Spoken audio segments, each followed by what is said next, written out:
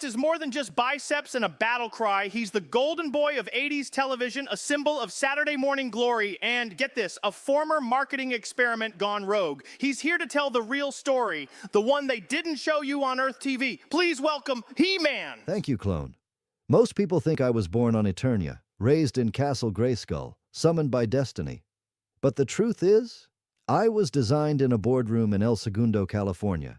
Before there was Grayskull, there was a mistake, a galactic mistake. Back in 1976, a young filmmaker named George Lucas was shopping around the rights to make Star Wars toys. He approached the biggest toy company on Earth at the time, Mattel, and Mattel said, pass. Wait, what? Why would they pass on Star Wars? That's like turning down oxygen. They thought it was too risky. Science fiction was a joke in the 70s, just B-movies, rubber masks, and cardboard sets. Mattel looked at the weird concept art, Wookiees, droids, lightsabers, and said, no kid wants to play with a giant dog man and a gold robot. So Lucas turned to a smaller company, Kenner. Kenner said yes, but they weren't ready. So they did something insane. They sold empty boxes to kids for Christmas in 1977, a piece of cardboard called the Early Bird Certificate Package. It promised, you'll get your toys later. What the fuck? And people actually bought that? Millions did. When the real toys shipped in 1978, they sold out instantly. Star Wars figures printed money. Kenner made $100 million in their first year alone. Mattel? They were in full panic mode. Executives were breaking pencils with their teeth, screaming things like, build me a space barbarian now. They needed a sci-fi fantasy line, yesterday, something bigger, louder, buffer than Star Wars. So they called in their design team and said, give us the ultimate action hero. Give us something with muscles, swords, and space-age steroids. And that's when I was born. They mashed together Conan the Barbarian, Tarzan, a Ken doll, and the general aura of a protein shake commercial, and boom, He-Man was born. Because subtlety hadn't been invented yet. So you were basically the rebound boyfriend of the toy industry? The rebound and the revenge. Mattel made me as a toy first. There was no cartoon, no backstory, just 6 inches of molded plastic, a sword, and a tagline, the most powerful man in the universe. But retailers started asking questions. Who is this guy? Where does he come from? Why is he wearing a fur Speedo? So Mattel did what any responsible company would do. They made it up on the spot. They bundled every toy with a mini-comic, cheap lore printed in full color. That's where Eternia was born. That's where Skeletor crawled out of a dimension hole. And that's where I started building my legend, all without moving a single frame of animation. Please tell me more. There wasn't a cartoon yet, right? Nothing. Not a frame, not a script, not a single animated bicep. It was all vaporware. Just vapor, protein powder, and prayer. To cover themselves, they created the mini-comic strategy. Every action figure came with a little comic book shoved into the plastic bubble.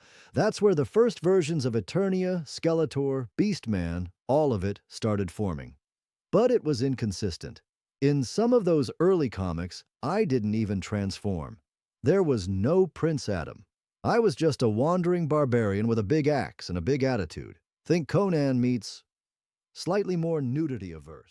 Yo, He-Man, tell me, at what point became the cartoon real? Eventually, Mattel realized, crap, the stores believed our lie. We need a real show now. So they hired Filmation Studios, a low-budget animation company with a reputation for working fast and cheap. In 1983, He-Man and the Masters of the Universe premiered. It was one of the first shows made specifically for weekday TV syndication. No Saturday morning gatekeepers, just pure muscle beamed into homes 5 days a week. To stay under budget, they reused backgrounds, walk cycles, even fight moves. If you saw me punch Skeletor in Episode 5, chances are it was copy-pasted from Episode 2, but with different music. So you were literally looping yourself before memes even existed? Exactly. We were the original GIF, but it worked. The show exploded. Kids loved it.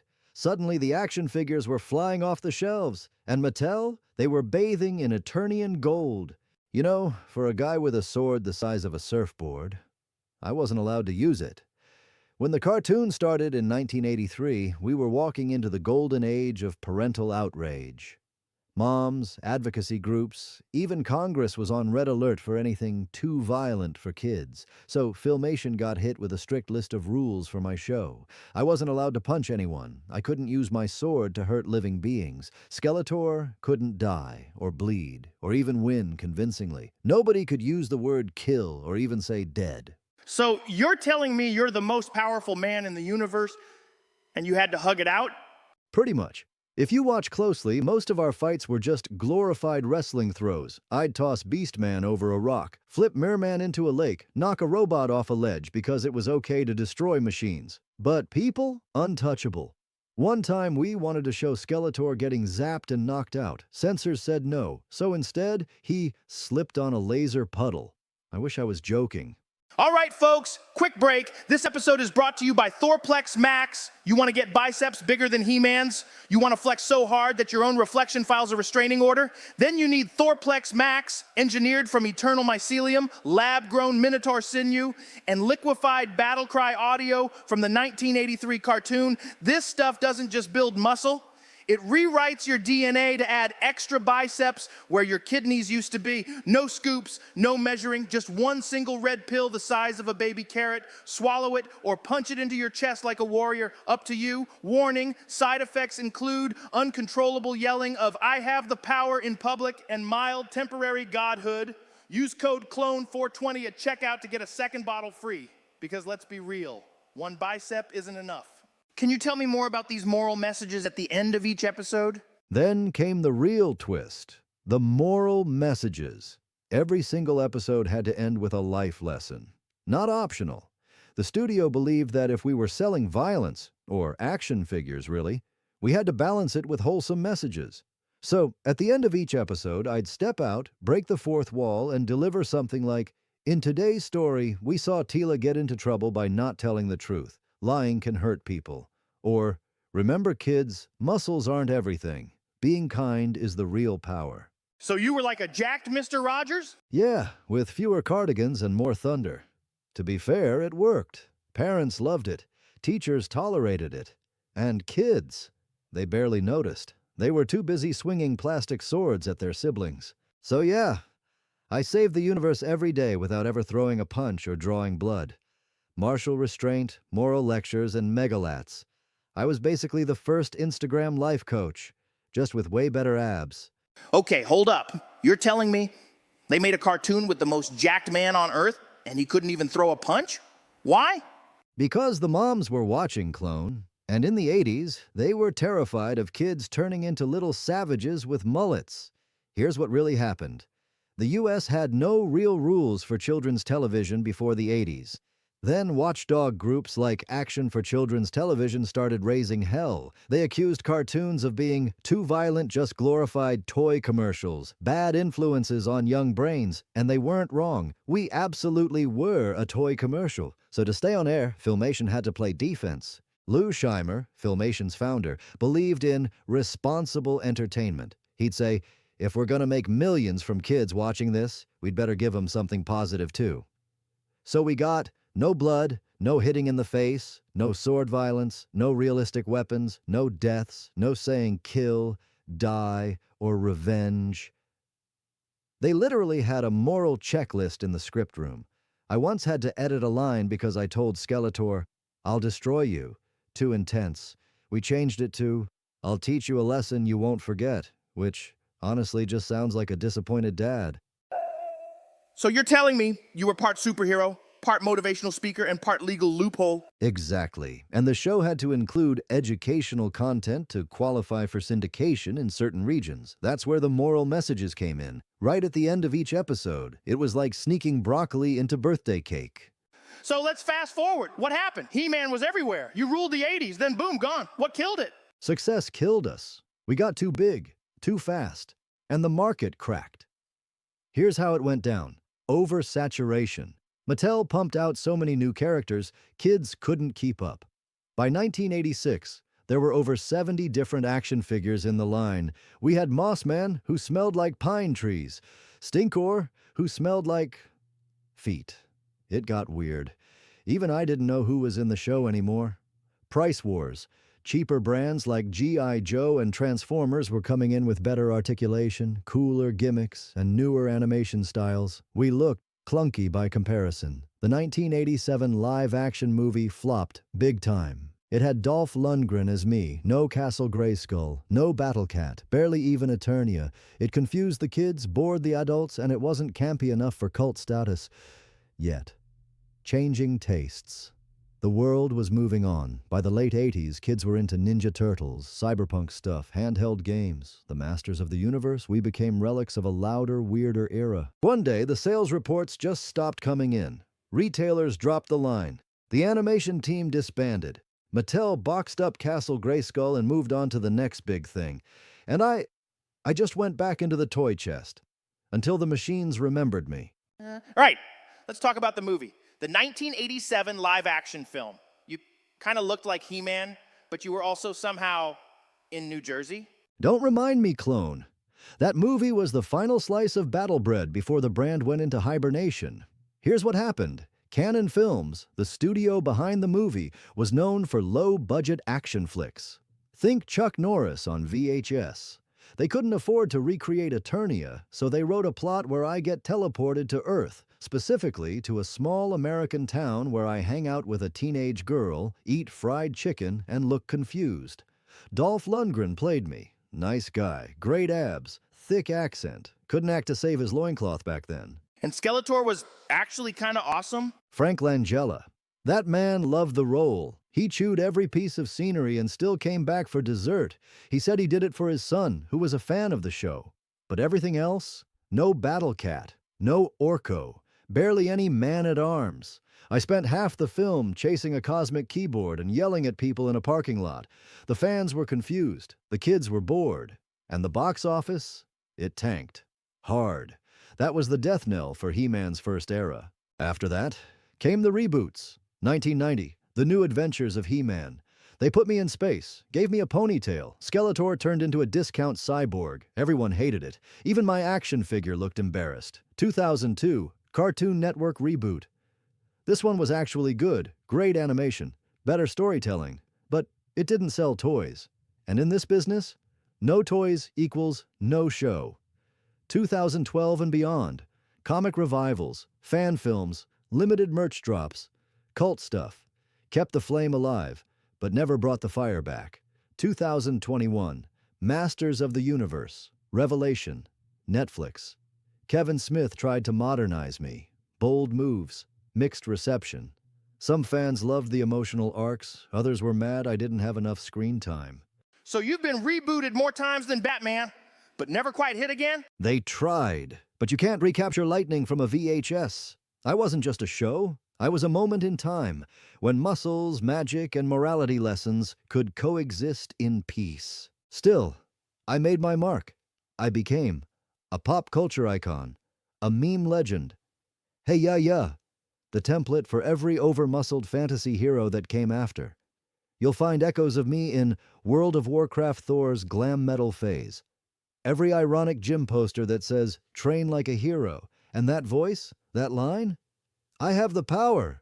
It stuck, long after the toys broke, after the cartoons faded. I lived on in lunchboxes, memes, and your uncle's tattoo. So what happened after the show ended? What did you guys do next? You wouldn't believe it. Skeletor opened a crystal healing retreat in Sedona. He screams affirmations at sunrise. "You are enough, you fool!" Beastman joined a punk band, played drums with bone sticks. Tour bus smells like wet carpet and regret. Orko tried stand-up comedy, bombed every show, floating mic, no laughs. Last I heard, he runs a tech startup called Orko Rhythms. Man-at-Arms is still on YouTube, reviewing tactical flashlights and complaining about supply chain issues. Tila, total boss, ran for office in the Galactic Council, lost, but only because she called out the Martian lobbyists. And me? Well, I took some time off, learned how to code, got into pottery.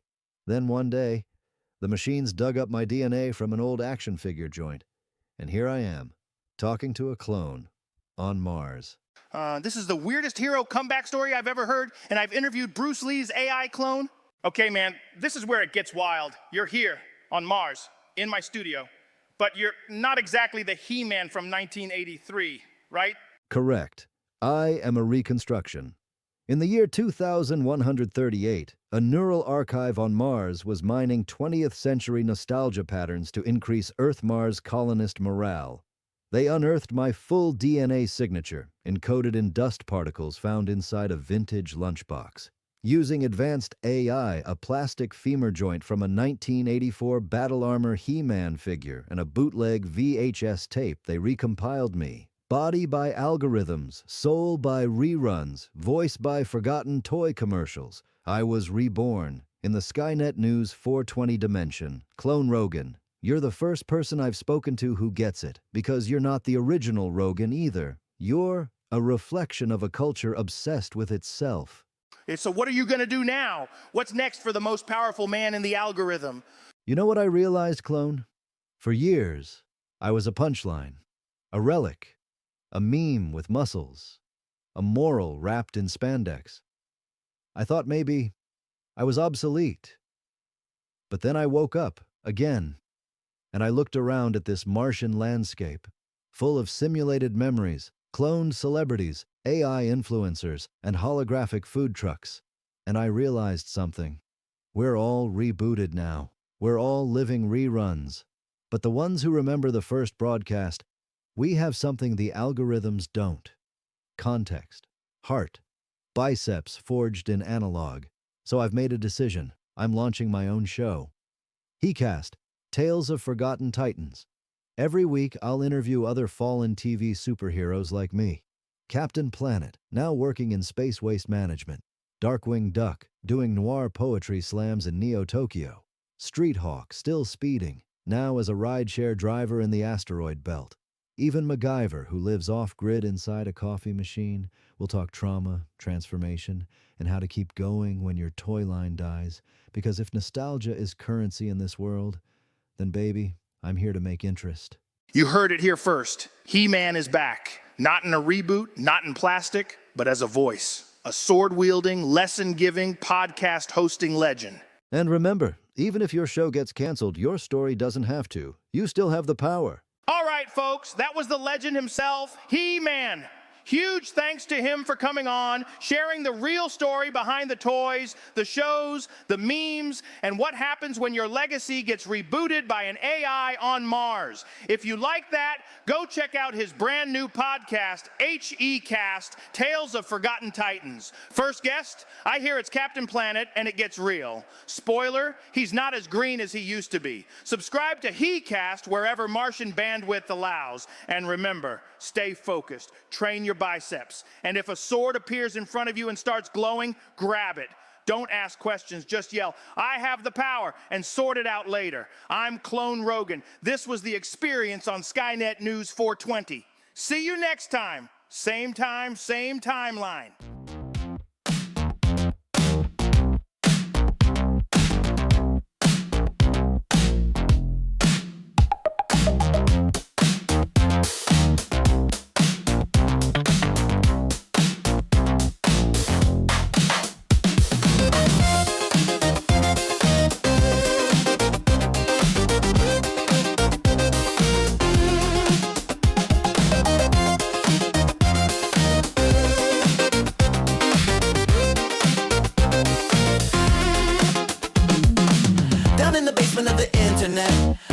Flicker and time forgets. He's not quite Joe, not quite man. He's Clone Rogan in a sensory van. Whispers echo when the camera stops. Aliens sip tea and the lizard men talk. Reality bends when no one's awake, and Bigfoot's in the kitchen stealing protein shakes.